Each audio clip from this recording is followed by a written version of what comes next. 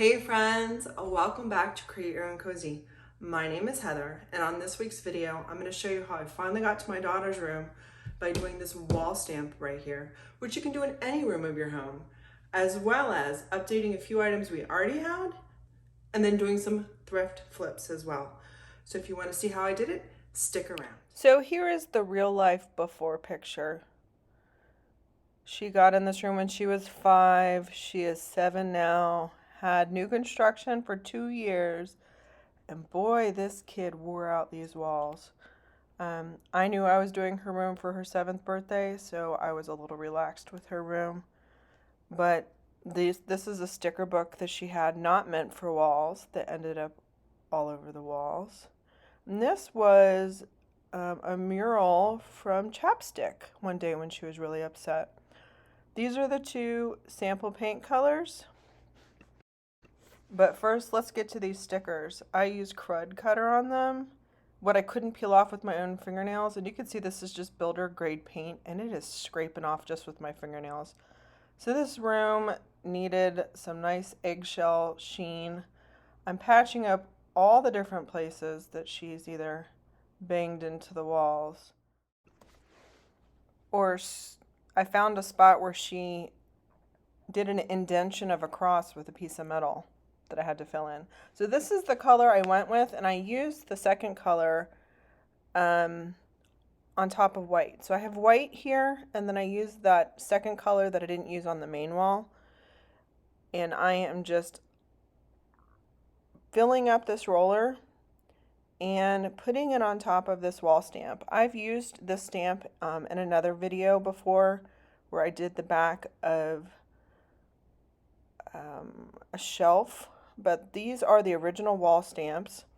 And with the first one, you want to do 2 layers of paint. Moving forward, you really only need to cover this one time throughout your project, and make sure you wipe off any excess paint. I made sure that the wall was level first with the level, and then used this stamp, and as you can see, I didn't like that one, so I just wiped it off with water right away. Because it is in this kid's room, it needs to be washable. You could probably do this with a chalk paint as well. Just remember, you'd have to seal it, and that would not work for my 7-year-old's room. But I just went through this particular pattern.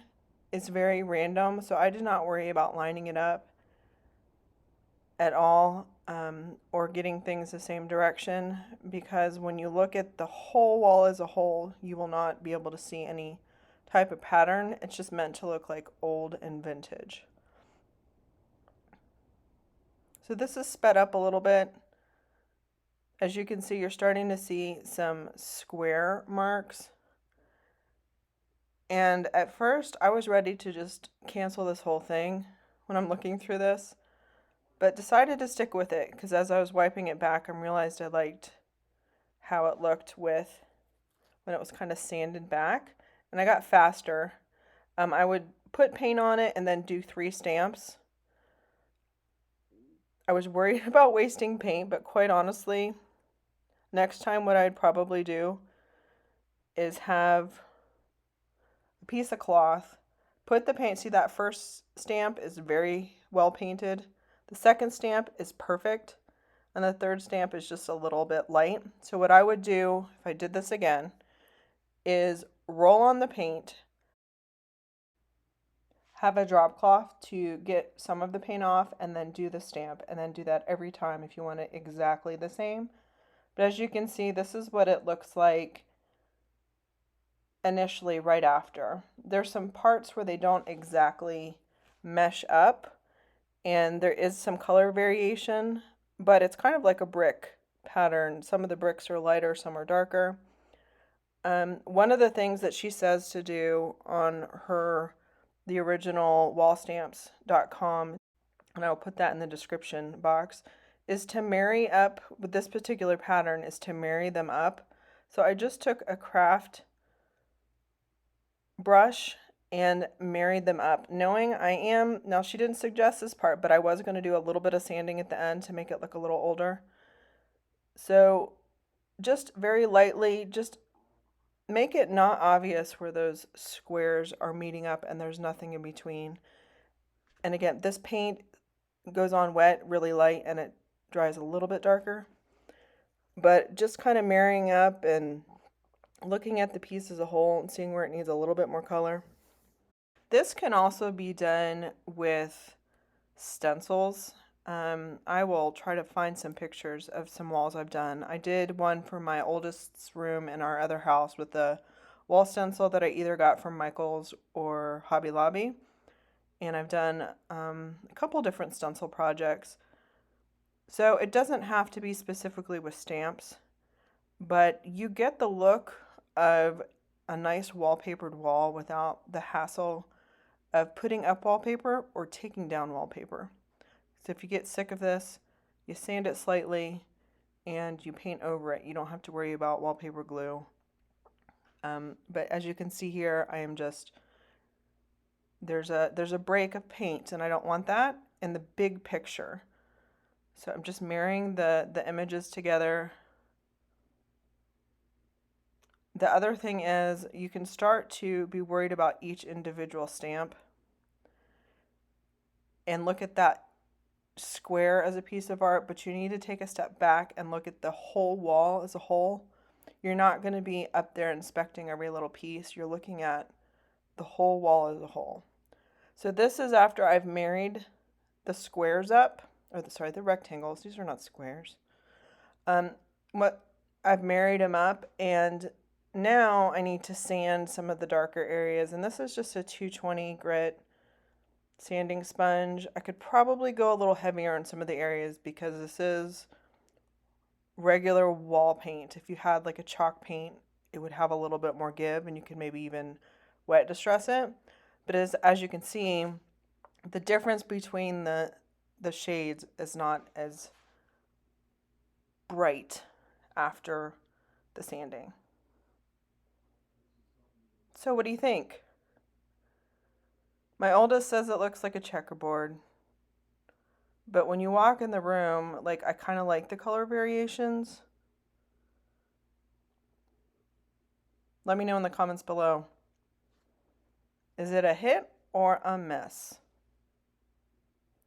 Now to my next project. This is an IKEA 4x4 or 2x2 that we had used in her room. And quite honestly, the pink matched, but it was too much pink.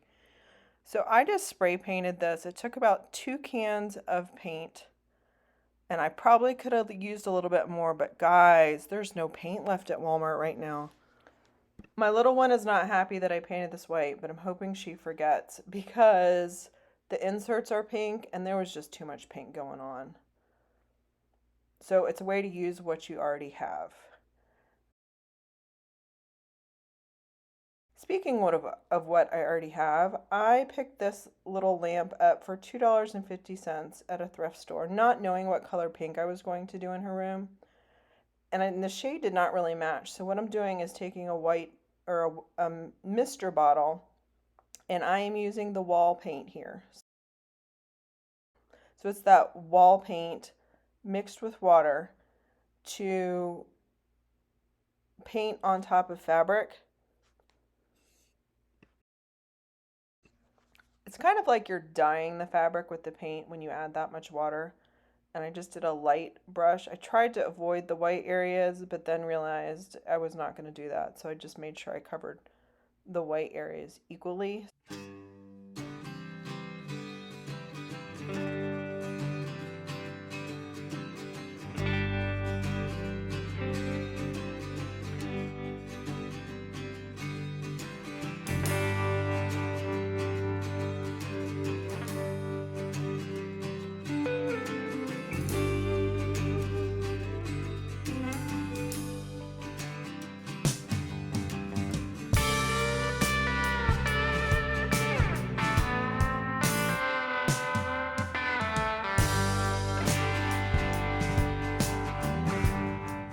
So I got this and this and this for $15 at a consignment sale.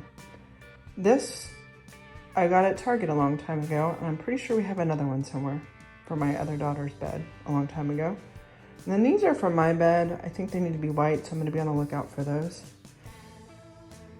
But I'm very happy with her new bedding. We'll see what she thinks after school.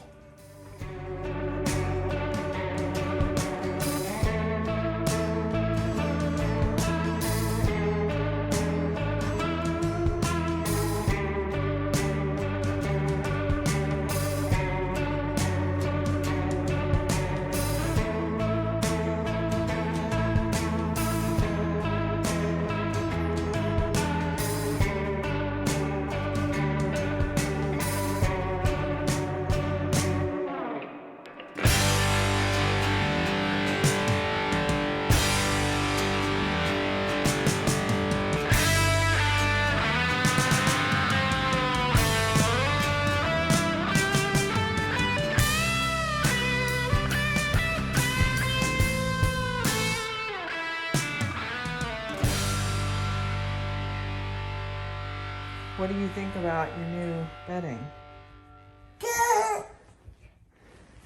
Do you feel like a big girl? Yeah. What about the stuff I put on the wall over there? Yeah. Look.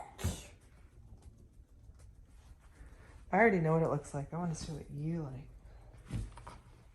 I like. So guys, what'd you think? I've only finished half the room and I'm gonna do the other half in another video, but my little one is so excited to finally get her big girl 7-year-old room. And I thank you very much for coming along with me. What was your favorite project today? Did you like this wall? Is it something that you're willing to try on your own? Let me know in the comments below. Thank you so much for watching, and I'll see you again next week. Bye!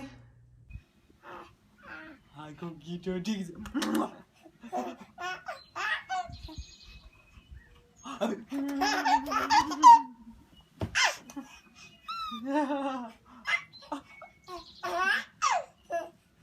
I'll go get your belly.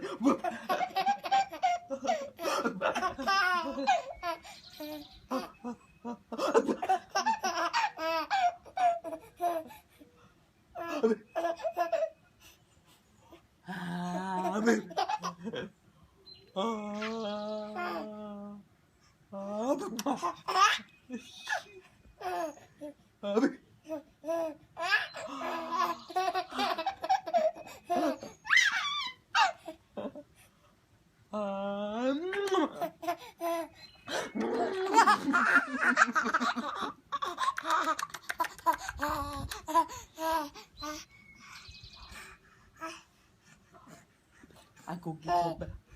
Okay.